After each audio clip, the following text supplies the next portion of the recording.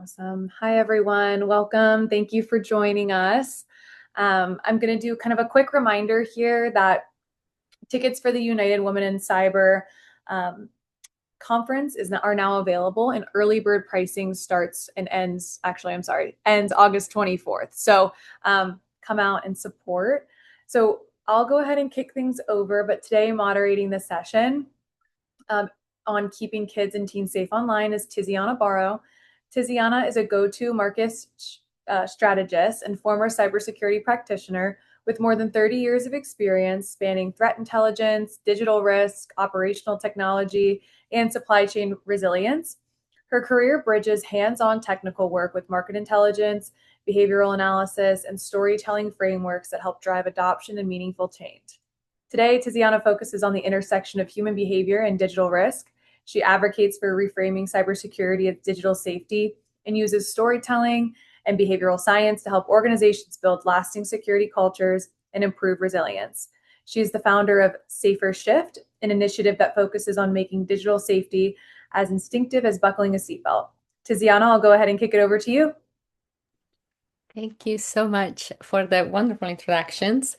Hello, everyone. It's an honor to be here and to share the next hour with you discussing how to keep kids and teens safe online before, so preventative measure, during and after. And so we'll go back and forth in the discussions with the panels.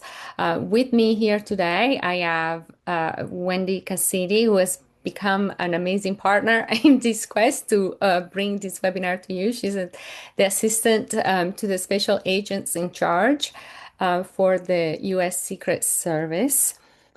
Stefan Hare, who is actually part of the investigation pieces. So he gets really involved, afterwards. And he is network intrusion forensic analyst for the U.S. Secret Service. And Susan Kennedy, the Director Outreach Training and Prevention for the National Center for the Missing and Exploited Children. And you'll hear us refer it as NCMEC. So I'll pass it actually over to Wendy and see if you want to share a little bit more about you and what you bring to the discussion today. Sure. Good afternoon, everybody. As Tiziana said, Wendy Cassidy. I've been with the Secret Service for about 22 years now. Had a variety of roles, but the most rewarding role I've had so far has been as a FSD NCMEC ambassador, where I get to go out and provide tools and resources to children, kids, parents, teachers, and adults on ways to stay safer online.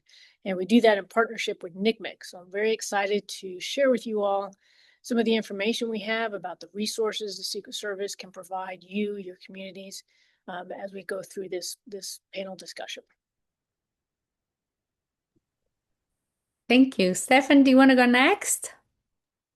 Absolutely. Thank you for the opportunity. My name is Stefan Hare. I'm with 6 years with the Secret Service as a network intrusion forensic analyst. I'm also a NCMEC ambassador, and a portion of that is the community outreach and getting out and providing parents the tools to provide the ability for their children to help stay safe online and some of the trends that we're seeing. So happy to be here and thank you for the opportunity. Thank you. And Susan. Awesome. Thank you so much for having me. I'm really excited to be here. I am realizing I'm coming up on 18 years working in this field, first at the local level, and now I've passed about 8 years at the National Center for Missing and Exploited Children. One of the programs I oversee is our internet safety prevention program called NetSmarts. And I'm so thrilled to be able to work with Secret Service to deliver those messages in that program in local communities. So I'm looking forward to sharing some information about our internet safety program, which is fueled by the operational work we do responding to reports of exploited children on the internet here at the National Center. Thank you for those beautiful introductions. So, our goal here today is to really spark curiosity and provide you confidence and agency over your children's safety online. So I would love to begin with, perhaps Susan can share a little bit about some of the top trends of what's going on, where are the actual risks, what are the top online risks? Yeah, absolutely. So, I mean, there are a number of sort of risks we've been tracking for a while with kids online. And and one is just communication that occurs over the internet, where the internet is used to exploit children, right? So that could be initiating contact where an offender gets a child to leave their home and they're then exploited. It could also be sending a child explicit imagery or getting a child to produce and send their own explicit imagery to someone else, which puts them at risk of that imagery then circulating more widely, circulating to others, people seeing that imagery who know the child in real life, and that kind of thing. What's changed or what's newer in terms of threat landscape right now is a couple of new technologies that have come up and new ways that offenders are using the internet. So one is a category of crimes we call sextortion, extortion and sex mixed together, where a child is threatened over their explicit imagery, as I was just describing. And historically, we've seen that extortion or that blackmail, and the goal of that is to get the child to create more content, or to meet up so that the offender can sexually exploit them. It had been kind of a sexually motivated crime. What we're seeing increasingly is that offenders are using that to financially extort minors. So they're reaching out in order to get money, gift cards, in-game currency, things like that. And along with that, what we're seeing is that unfortunately, the ways that these offenders are targeting kids is both more sophisticated and more rapid, and at times more egregious in terms of the threats they're making against children. So we call that financial sextortion because, again, the goal is financial in nature. And we're seeing primarily teenage boys targeted in that way. And it presents a real challenge for parents because, as I mentioned, the speed of that offense is quicker. So we're talking about days or hours instead of days or weeks or months. So that's one trend that we're watching is this fast-moving extortion for financial gain. And then one of the other big trends, I think, is the rise of generative artificial intelligence. So this Gen AI technology allows any user of the internet to create imagery, create explicit imagery. So take an innocuous picture and make it an unclothed picture or even a sexual picture, sexual video. That creates risk for kids because it is harder to protect yourself from that type of exploitation I was describing if that type of exploitation can occur without you sending an image, you choosing to share that image and put yourself at risk potentially. Instead, what can happen now is an offender can just create that imagery. And we also see, unfortunately, I think it's important for parents to be aware of is peer-to-peer victimization with that technology. So two kids in high school or middle school, instead can now create imagery from a yearbook photo or some kind of other innocuous photo and then can spread nude, explicit imagery of classmates. And then you see ensuing bullying, harassment from the circulation of that imagery. So those are kind of the newer technologies or newer ways that people are using the internet that kind of present, I think, new challenges that parents really need to be aware of in terms of how the technology is evolving. Thank you, Susan. Stefan or Wendy, anything from the field that you would like to add that you're seeing? No, I think that Susan really covered the trends we're seeing as well. It's the time to dwell, the amount of time from the start of the incident to the completion of the incident is rapid. Like she said, it's minutes to hours. Making sure that parents are aware of that, having that safe boundary of communication between the parents and their children to understand that the kids can come to them and report this type of information so they can reach out to law enforcement so that we can get preventative measures in place and really try to prevent this and move on from it. And you also touched a little bit about the different age groups. Perhaps I'm opening the questions, for Wendy as well. Is there any trends that we're seeing in terms of age groups and different exploitations? I'm sure the different age groups are seeing different types of risks and things like Susan and Stephen both mentioned, the sextortion and the cyberbullying. That's a lot of what we see with like the middle school children and the high school kids. In elementary school, it's things that may seem harmless, but can turn in the wrong direction as far as what information are the children sharing that they just don't know they should not be sharing with people online. That they may just be playing a video game, and someone starts to chat with them and they start asking questions like, what's your favorite character? But then they also go into, well, where do you go to school? What street do you live on? And what's your last name? When's your birthday? The children are naive, which is great and not great to the extent that they just don't understand that that could be somebody else on the other end of that chat line that is going to use that information in a different way. So with the younger kids, you tend to focus on just like you would personal safety, physical safety, the same thing goes, same type of safety needs to be ensured that they protect their information with what they should share or not share online. And that comes again from having conversations with your kids about, what information is okay to share, what is not okay to share, and making sure that they know to talk to you, the parent. Hey, this person is asking me for this information. Is it okay if I answer this or not? So that they have the parameters or guidelines so they know what is good, what is okay to share or not share. Yeah, I was actually pleasantly surprised to learn that the boys are actually more exploited than the girls. Is there actually a number that's available out there in terms of the breakdown? It seems to be that the boys are actually a lot more vulnerable when we traditionally thought that the girls were, as a parent, more vulnerable. Any thoughts there? Yeah, I don't have that number in front of me, but it might be available on our website, and I'm happy to share that link.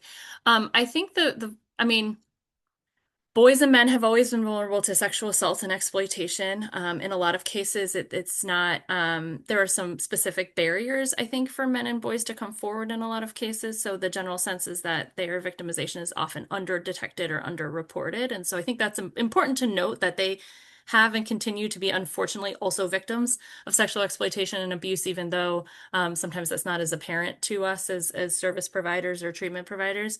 But with this specific type of victimization, this financial sextortion, we are seeing overwhelmingly boys targeted for that. So, but we continue to see girls targeted for sextortion, both sometimes in these financial kinds of cases, but also with the type of sextortion I was talking about earlier with where the goal is sexual in nature. And also importantly, a type of sextortion that I think of as being intimate partner violence, or even sometimes people will talk about relational sextortion, where the sextortion is occurring in the context of a dating relationship and is like a form of dating violence. So, a typical scenario could be there's a pair of dating partners and they exchange imagery consensually while they're in that relationship. Then one person wants to end the relationship and the other person says, no, we're not ending this relationship, because if you do, I'm going to send this imagery around to everyone. So they use the control of that imagery as a means of controlling their partner. And women and girls are certainly vulnerable to that, as are boys and men. But it's just this specific case type of financial sextortion where we see this very lopsided victimization numbers, which is different than other types of victimization, where we still typically do see more often girls and women as victims. But I don't know, Stefan and Wendy, if you have things to add from your perspective investigating cases around that. No, I think you're right on point with that, and not to throw this out too early in the conversation, but websites like Take It Down, offered by NCMEC, are a fantastic resource to really get ahead of that. The fear and concern of what happens next is often superseding cause of failure to report. So kids are more hesitant to report because they're concerned of getting in trouble, not having access to different things afterwards. And the fear of the consequence often outweighs their need to get that information quickly to not only their parents, but investigating authorities so they can help take those photographs down. So I can't speak highly enough about Take It Down and NCMEC's resources in that realm. And to kind of focus in on the financially motivated sextortion, it's the avenue in which they're approached. Like you said, with generative AI, these young men and boys are approached by individuals who it's very, very hard to differentiate the accounts that are targeting them, because they may have been stolen accounts. They may be accounts that appear to be somebody they know. And so that trust relationship may have already been there through social media. So really talking to the kids and the parents about that avenue of this is how they're targeting you and trust nothing. Zero trust until you can move forward. If you haven't met this person online, you haven't verified that this is actually their account, because we see time and time again these cloned accounts or accounts of individuals they think they may know, gives them a level of trust, and that trust barrier is very, very hard to walk back from. So talking to kids about identifying that, safe online practices, not just adding every random follower, having a profile that's locked down across all platforms, and really minimizing your footprint, because these actors are looking for that information. They're using open source research to find kids on baseball rosters or school sports activities all across the different realms, whether it be outreach groups and that sort of thing. And so talking to the schools about, really pushing that information about safe online cyber hygiene and the same cyber principles and cybersecurity principles we use on our day-to-day, applying those to our personal lives as well. So you just touched upon, a lot of the cases go unreported.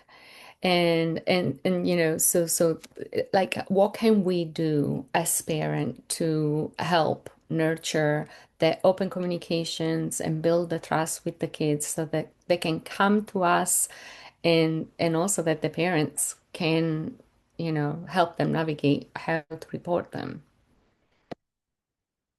I think there's kind of two sides to it. I mean, there's probably a lot of sides to it, but two of the main pieces. One is kind of what you were talking about with this open communication and fostering an environment where your kids can come to you if they make a mistake is really, really important for internet safety. I almost think there's nothing, if you take nothing away from this conversation, this is what I think all three of us want you to take away from it, which is, where we see kids getting in trouble, and being vulnerable online and being victimized, what is so difficult, for people trying to intervene in these cases and seeing how kids are harmed more than they would otherwise be is when they don't feel like they have an adult that they can go to, or they don't know that there is help.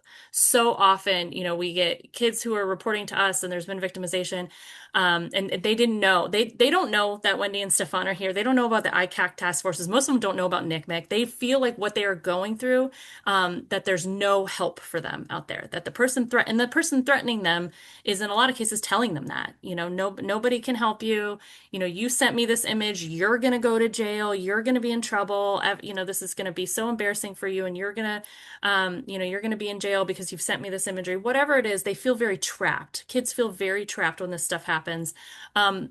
Both because, a lot of victims of crime feel that way, but the specifics around this online exploitation stuff and the specific shame people feel, when there's been sexual victimization, really creates barriers to reporting and getting the help that is out there. I think that open communication and thinking about how your child feels when they make a mistake, how you react to them, you want to create a safe place to land. And I think, I have my own children. They're 11 and 13 now. And I think I appreciate even more fully now that they're older how difficult this is to keep those lines of communication open, especially as they get older and they're getting into their peer friendships and they're moving away, they're pushing me away, right? But maintaining the kind of relationship where even if a child messes up or does something you told them not to, or makes a bad choice, they still feel like they can come to you and that they will be met, perhaps with consequences, but with understanding and from a posture of, I'm going to support you and get you through this. That's my first priority, right? And so just thinking about how, as you move through parenting and you're creating that relationship when they're younger, even those small problems, they break something, they spill something, like how are you reacting, and how are you working through those problems in a way that will mean that when your child grows up, they know they can come to you even when they've messed up or they're worried about your reaction is really important. And asking and not being afraid to bring up these subjects, I think is like the other half of it, is knowing that this stuff is out there and proactively talking about it, not in a way that is scary, or overly scary or overly detailed, like do it in an age appropriate way. But I think it creates, when you go to your child and say, hey, I watched this webinar today, and I'm aware that sometimes kids are approached on the internet about sexual things or sexual questions or asking for sexual pictures. And has that ever happened to you? Have you ever heard of that? Or if something like that ever happens to you, I know it's so uncomfortable to talk about, but I just want you to know that I know how to help you now. I went to this great webinar and I learned more about these resources, or I want to show you this website or something like that. It'll depend on the age of your child, obviously.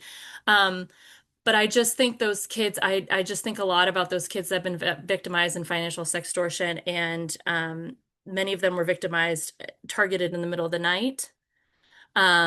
And that's on purpose because they know kids are less likely to wake them up. But for me and my kids, just explicitly kind of talking about this stuff, my kids are old enough now, and just saying, gosh, if this ever happens to you or someone you know, I know it's so embarrassing to talk about, but I really want you to come tell me. Or even my kids, I work at the National Center. We have these reporting networks. I tell them, like, I want you to know about NCMEC's website. And if you need to go get help without me, that's okay. If you need to talk to your counselor or your therapist, whoever, like, that's okay too. I want you to have multiple avenues of help. So just building that kind of relationship where you have open communication, they have a soft place to land, but also educating yourself so that you know about this stuff and can convey that to your kids. You are not, I think that's the big thing too, is that kids often feel like they are navigating digital spaces on their own because parents don't understand them. Parents are not willing to step into them. Similar to how they may feel they're navigating relationships and choices about sex and things like that on their own because they feel like this is something I have to deal with on my own. My parents don't understand. But just making clear and proactively making clear to them that you are a resource even for that stuff, even for the hard stuff, that you're willing to learn or to offer resources or find them answers. So those two pieces I think are really important for how you can set your kid up with some protection and resiliency should they be faced with any of this stuff. No, all excellent points that we stand behind as well. Another mindset to maybe have as you're helping your children navigate through the internet is think of yourself not so much as a gatekeeper, but a co-pilot. Help being there with them, talking to them about, hey, what are your favorite games to play online and who do you like to play with? That kind of starts the conversation, or even have them attempt to teach you how to play. I know I can't understand most of the games that the kids are playing now and would lose every single game, but becoming involved in what they do will help open up those lines of communication between you and your children. It's just being involved and being engaged so that they know that they can talk to you about this. And your initial reaction when they do tell you something is what's going to set the tone for the rest of the conversation. So if your child does come to you with something, you know, pause, take a breath, and listen and tell them it's not their fault. And then figure out how to solve the problem rather than, you know, blame or try to find fault somewhere along the line. Because the immediate thing that needs to be done is figure out a way to solve the problem. Absolutely. And I think that goes back a lot to another point is the unrestricted access to the internet. Starting out, whenever they become online, setting rules and having boundaries and guidelines that they have to follow from the moment they become connected. Especially with the financially motivated extortion portion of it, those text messages that are coming in at 11:30 or 12 o'clock at night, if you can prevent that, if there was guidance that your phone is not able to send a text message after a set amount of time, setting reasonable screen time limits throughout the day, understanding parental controls. Most every social media platform and phone provider has some level of parental controls, but again, it goes back to the education understanding of what are my kids on, what type of games are they playing.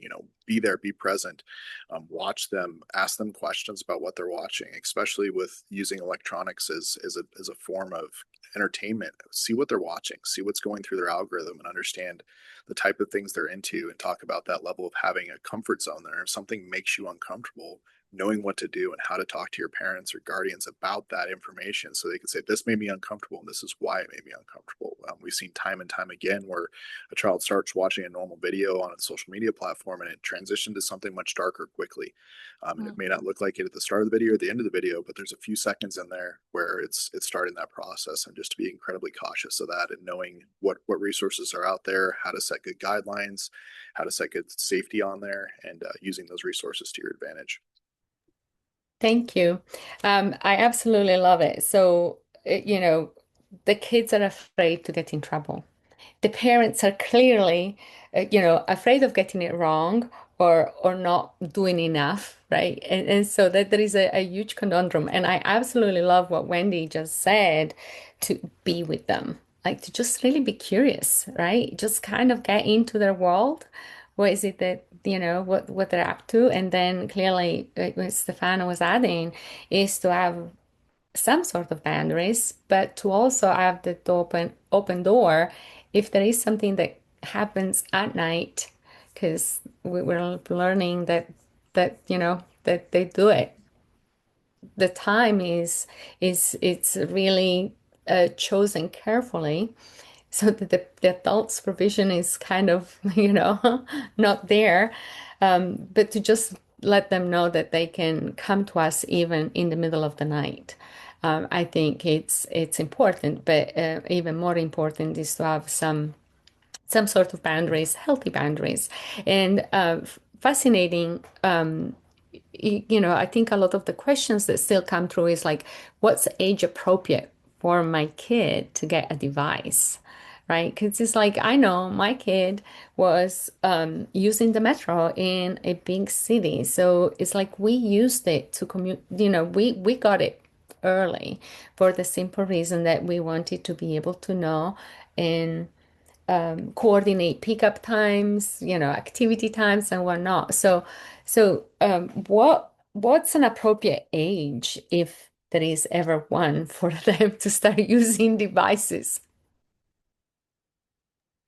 No one wants to come off mute. No, that's a hard question. And I think part of what makes it hard is there's not an answer. It depends on your kid. It depends on kind of the circumstances. And I think you gave a good example of, if you've got a child who's going to be taking public transportation or doing things like that, that there's a reasonable case to be made that you may give them a phone before you might otherwise. All of that goes into kind of the family calculation. I think the most important thing is what Stefan was talking about, which is, setting those expectations right from when you turn over the device, because what's really challenging is to give the device with a certain level of freedom and then realize you want to step it back and then try to wind it back. So putting many more parameters around it, and as they get older, loosening those. I also just think the reality is, lots of there's uses for even babies and toddlers to be, there's certain appropriate content. There's certain, I am guilty of showing my young children, videos at the dinner table, at family gatherings or at restaurants. So, it's really hard to say, no screens, at all. I think that's just unrealistic advice. But I think what's important is to be very thoughtful and also very communicative with your child about what the expectations are before they get that device. And think about monitoring. If, your toddler or preschooler has access to a tablet, the monitoring needs to be very hands-on and very eyes-on, right? Not giving, we receive reports of even young kids experiencing exploitation online, where they're taking tablets behind closed doors, taking tablets into bedrooms, and we see those reports, and we can understand that that's part of what happens. So just making sure that, let's just be real, babies and toddlers have some level of access to phones, even if it's just someone turning around the thing. So instead of thinking of it as like, when do I give access? It's like, how am I thoughtful in putting careful parameters around this every step of the way, from, as soon as the child is looking at the TV in the living room or whatever it is in your household, to more and more independence. Because our goal is to raise adults who can manage their digital lives, because all adults will have to do that. And so how do the stepping stones look in my family, and what's appropriate for my kid? So that's a very unsatisfying answer. I don't have the National Center says age 8 is the right time, or 10 or 16 or whatever. It is more of a case by case and thoughtful introduction, continued monitoring, kind of process. I don't know if you guys have a better have an answer that will be better, but I think the hard answer is the right answer, that it's really case by case and family by family. Sure. And I agree, it's case by case and family by family. We get this question a lot, especially in community outreach presentations. And I like to use the analogy of, it's almost like riding a bike. When you teach your kid to ride a bike, you're going to start them with a small bike. It's got training wheels. They've got full gear and protection on. You're there watching them the entire time. You know that they're riding that bike. If you started out with giving your kid an e-bike that goes 50 miles an hour, that's probably not the best thing to learn on.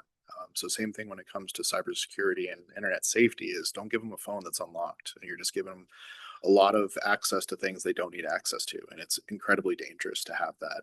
And understanding, it's the family's decision to make. What's the purpose behind access to social media for a child? You know, is there a reason that the child needs social media? Like, what is the goal behind whatever it is you're giving them? If it's a tablet for education, there's a ton of resources to just give them education. There's a ton of ways you could make that system work for you. But conversely, understanding what you're giving them access to. And that's a lot of times we see as a parent will hand over a device. If they don't have a phone yet, you know, child starts watching the grown-up's device, and then all of a sudden they're in a grown-up algorithm, and they're going to experience things that they're probably not ready to experience yet. So age appropriate for wherever they are at in their life development cycle. When I first started doing education and outreach to schools, there was very few kindergartners and first graders that had a cell phone. Now I think it's more uncommon than not that kids don't have a cell phone with access to them, and that's one thing we really like to impress is the controls that are out there. If they're used on everybody's device in an appropriate manner, that's great. But if there's one child that doesn't have those controls, that's going to be the device they're using to communicate. That's going to be the device that's the weakest chain in that cybersecurity chain that they're going to have access to, and just be cautious of that. Have conversations with other parents, have conversations with the teachers. A lot of schools are going back to devices out of the classroom again. I understand the need for it. I understand the desire to have those devices for safety and communication, all those things. But there's mechanisms and control points you could put in to keep kids a lot safer.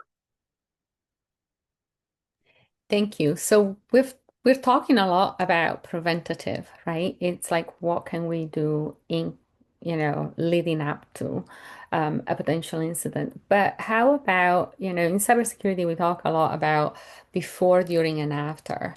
Can we perhaps, okay, it happened. Now what? Um, you know, what can we do during an incident and or after an incident? Sure, I can start. Yeah. I think one of the points made earlier that I think it was Wendy, maybe it was Wendy, your initial reaction is what's going to set the tone for the whole thing. So I think as you kind of get in that mind space of getting ready to prepare for an incident like this, is just steadying yourself for, calm. We're going to figure this out. I'm here for you. Even, what we often tell people too is even if you have anger at what's happened, which is understandable, you want to be careful because you don't want to accidentally portray to the child that you're angry with them. So calm. We have resources at the National Center. We mentioned Take It Down, but I want to lift up and kind of talk for a second about the cyber tip line that we operate at the National Center. So the National Center is mandated by Congress to operate our cyber tip line. We can receive reports from anyone of suspected child exploitation online, including from parents, including from kids themselves, from law enforcement, from others. And what's important about what happens when you make a cyber tip line report is what we do is receive that information, look at it, add any other information. We may have previous cases with that same username or something like that that we can add to it. We send that to law enforcement, to the appropriate law enforcement agency. So that could be the Internet Crimes Against Children Task Force member, most likely across the country. So we will route that cyber tip line report to law enforcement. We also have the ability, if you leave us your information, we can follow up with you, and a human will follow up with you about what the law enforcement response could look like, but also ways that we can help with content removal. So if there is a picture of your child circulating, they're coming to you and they're saying, I took this picture, they're threatening to send it around, they've already posted it here. We have tremendous resources to be able to flag and mark that content and require platforms to take it down. And we can talk with, people who call us and report that way about what that looks like. But it's really important to make a cyber tip line report. Obviously, if anyone's in immediate danger, calling local law enforcement is also really important. And then Take It Down was referenced earlier. Take It Down is another resource we offer. It's very important, but it's really a specific resource around for a child who has their own content. So this is a picture, the child has a picture that is explicit of themselves, and they want to report that anonymously because some kids, if a child comes to you and says, I have this image, people are threatening me, it's on this website, and we talk about the cyber tip line report and they're like, whoa, whoa, whoa, police, my name on it, I'm not doing any of that. Take It Down is another resource where they can report anonymously. We can pull information from that picture and send it out to platforms, and they can be on the lookout for that image should it appear. So it's a little complicated. It's very well explained on our website. So that's where, again, as I said before, I think part of it is this relationship you have, and part of it is preparation. So I would encourage everyone, I can put the link in the chat to check out. There we go. Perfect. The Cyber Tip Line page, and it'll kind of explain what the Cyber Tip Line is, what happens when you make a report. It'll explain Take It Down. So I think getting really familiar, and if you have teens at home, having them familiarize themselves as well. But the bottom line I want people to understand is that we have people whose full-time job is responding to these types of cases alongside and in assisting law enforcement. And we are available to talk through what's next when this kind of thing happens. So knowing that that's a resource, this isn't something you have to do by yourself. There are tremendous resources, both from law enforcement as well as from the National Center, to kind of walk you through how we can get back control, and, report those incidences to law enforcement who are able to step in and help. And I think, Susan, you did a fantastic job on that. The first and foremost thing is kind of trying to decide what level the incident is at. If it's an immediate threat, contact local law enforcement right away. The cyber tip line really gives a fantastic resource for parents and victims of these types of crimes to walk through this step by step in a manner that's safe and comfortable for them, working with child advocacy centers directly with law enforcement to provide as many resources as possible during the incident. The most important thing to impress during it is that it was reported, because one of the behind the scenes issues with this is if it's reported from law enforcement to parent, that's also something to be concerned of as well. That if law enforcement contacts you and says, hey, we got to report that your child's imagery or messages are out there and this is what's happening with it, that's also something to concur. But the process is very similar in that regard, where they'll still offer the same level of resources, the same level of advocacy for the victim and the family during that time. So during the incident, it's not too dissimilar in a cybersecurity incident where you plan for it, but then enacting that plan. And this is the step-by-step. Children will often report to the person, the adult or grown up in their life they trust the most. Same thing with the adults, is that they'll report to the law enforcement agency that they believe they can trust the most as well. So having that trusted establishment with NCMEC and being able to work with federal and state, local law enforcement across the nation, it doesn't matter where the victim's at, they will get somebody in touch with them as soon as they can. And to follow up on that, some people may be wondering, well, how is the Secret Service involved in this? Because you guys protect the president and the vice president. What are you doing talking to us about, child exploitation? We've had a long-standing relationship with NCMEC since 1994, when law was passed saying that the Secret Service will provide forensic and technical assistance in cases of missing and exploited children to all law enforcement and NCMEC at their request. That included doing polygraphs, composite sketch drawings of suspects, or age regression or progression drawings of children, fingerprinting, looking at question documents. But then in 2003, another bill was passed that's commonly known as the Amber Alert Bill. That said the Secret Service will provide investigative assistance. So now, at the request of local law enforcement, state, U.S. Attorney's Office, or NCMEC, we assist with these investigations of child exploitation. So some of the local law enforcement agencies that may not have the resources, whether technological or in terms of cyber resources, we can assist with that. And I know Stefan can talk even more so about that as a forensic analyst. He does a lot of that work, but Secret Service can provide assistance forensically and investigatively in these types of cases. Yeah, thank you, Wendy. Actually, so many parents don't even know that those programs are available for themselves or for the schools. So can you perhaps tell us a little bit more about the programs that you all run to educate and create awareness and make a difference? Sure. So on the proactive side of the house, thanks to NCMEC, we have the Child Safety and Prevention Program, where Secret Service employees that are selected for the program are trained by NCMEC and the Secret Service to provide outreach to communities about online safety. We help schools and communities and parents recognize and respond to the online threats. And through these presentations, we also help children understand the online risks and know how to get help. So these presentations, the childhood smart presentations, they're age specific. Like they're divided into kindergarten through second grade, third through fifth grade, the middle school, and the high school kids. Because as we discussed earlier, different content is appropriate for different age groups. But we'll go to schools, we go to back to school night, we've been to the YMCA Community Health Day, scouting events. We've even been to Texas Rangers baseball games. We provide these presentations at church groups or at any event your community or your school might have. It's all free of charge. But we provide these presentations, usually 30 minutes to an hour, to help educate and pass on the tools and resources that the Secret Service has and that NCMEC has to offer. And so those are the presentations, but we also do fingerprinting events, the Operation Safe Kids. And those are where we produce an ID card with the child's photograph, fingerprints, and their name on it. The parent or guardian will provide the other information like the eye color or height or weight. And we give the card to the parent. That none of that information is kept by the Secret Service in any way, shape, or form. It is strictly for the parents to have. In the awful event that their child is missing or has been abducted, they have the information all on one document to give to law enforcement, so law enforcement can do their job. But these events are, like I said, are free of charge. We will travel near and far to whoever would like to have us present this information to their schools or their communities.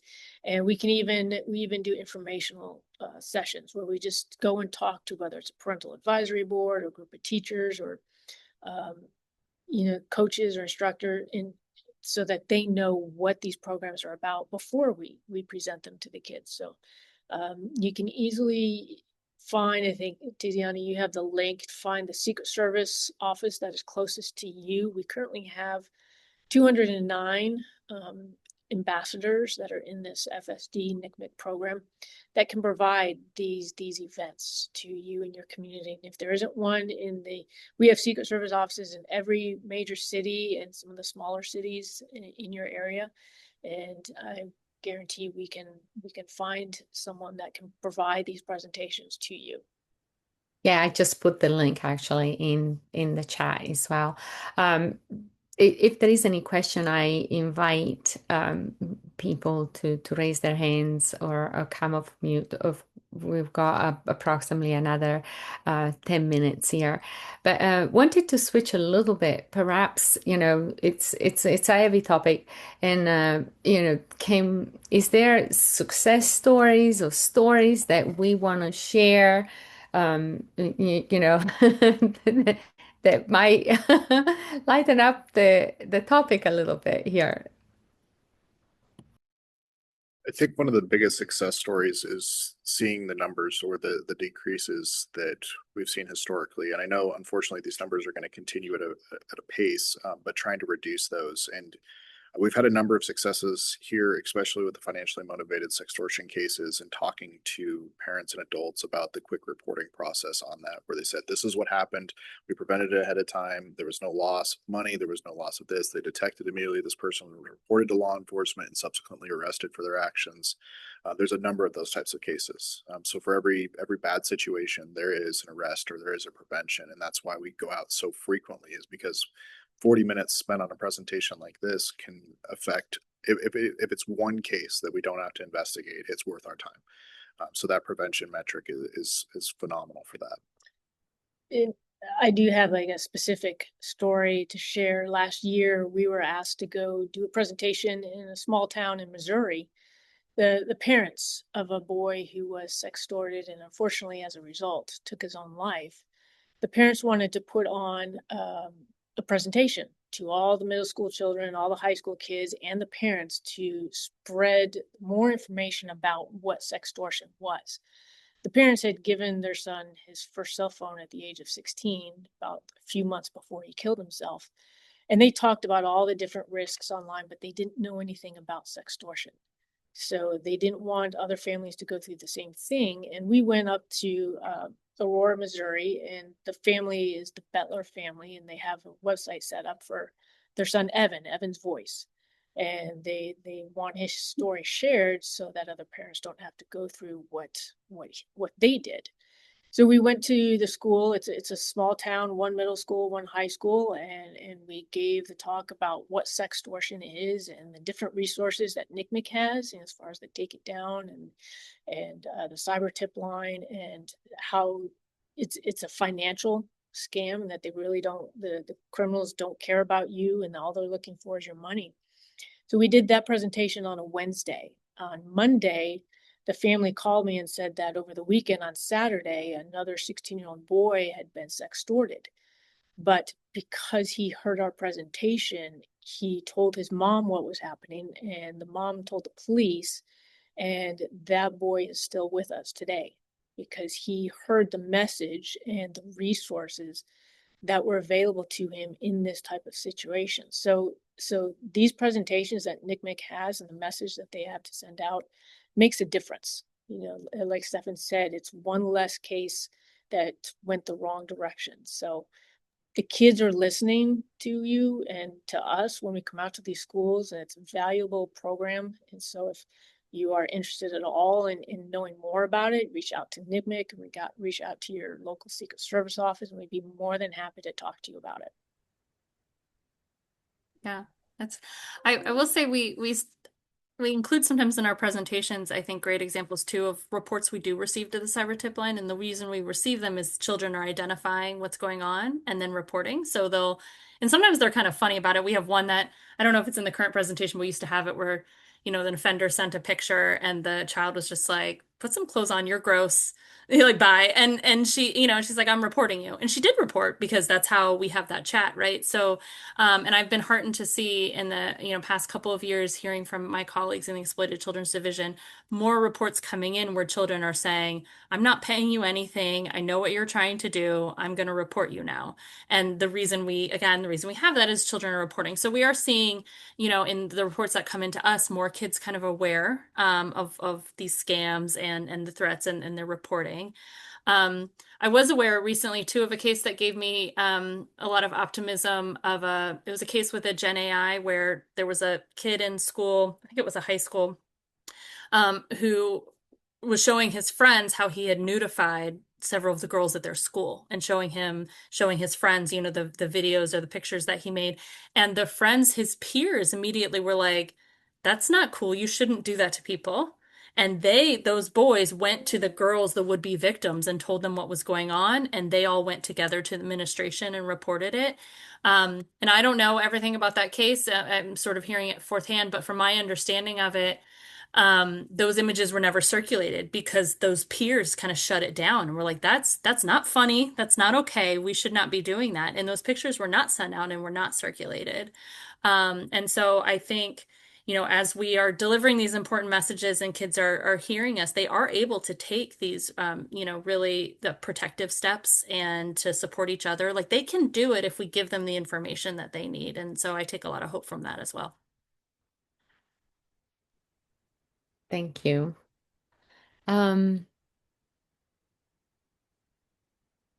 mean, we've covered a lot of ground. So if there were like two or three things that, or even just one, that you like the audience to take away, what kind of actions, what kind of, nugget would you like our audience to take away? And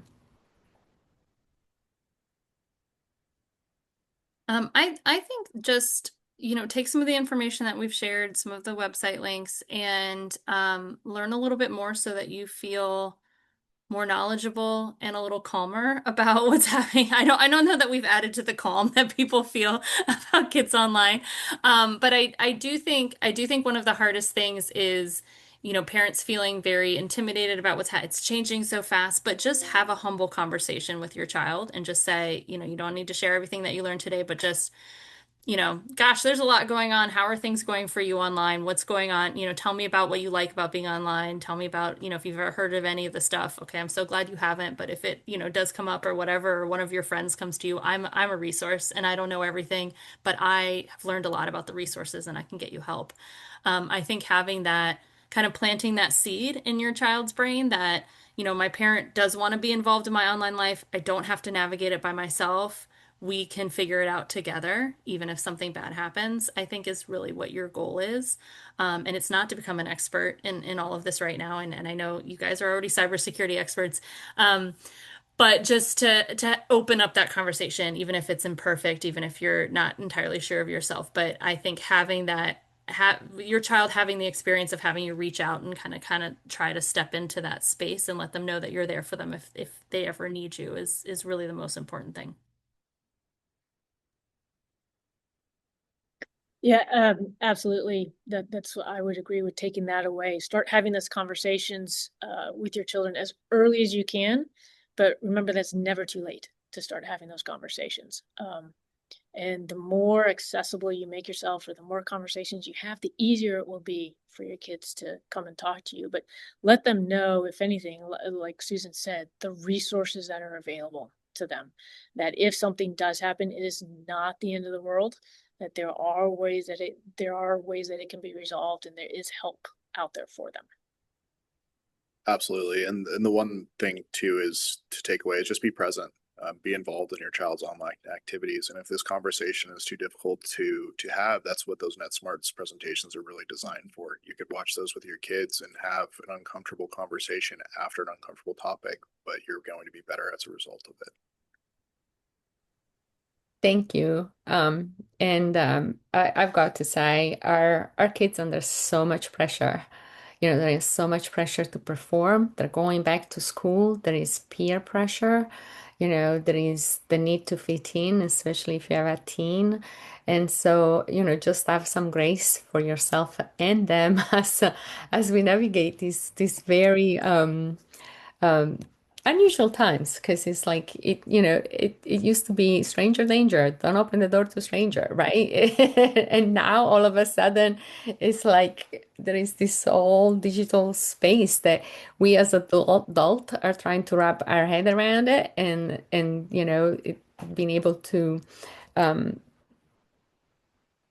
to kind of take, I want to say, agency, and take the first steps towards educating ourselves and give ourselves and our kids grace. And I think, if anything else, one small step that you can take today is to actually visit the NCMEC website. The videos are actually, some of the videos that they've got them based on different age groups, and the videos are actually, just sit down at dinner time and just watch the videos with them and engage in, broker a conversation like that. So there is different ways that you can really engage. But I love what Wendy said. It's like, be curious and be with them, right? It's like, and try to get into their world and understanding what is it that they're up to. So I hope you found this very beneficial. There will be a one-pager with all of the resources that I'll send along. And I hope you found this informative, and that you all reach out to Wendy or the Secret Service and get those resources to your school today. So thank you, everyone. Thank you very much. Thank you, Stefan, Wendy, and Susan. Really appreciated your time.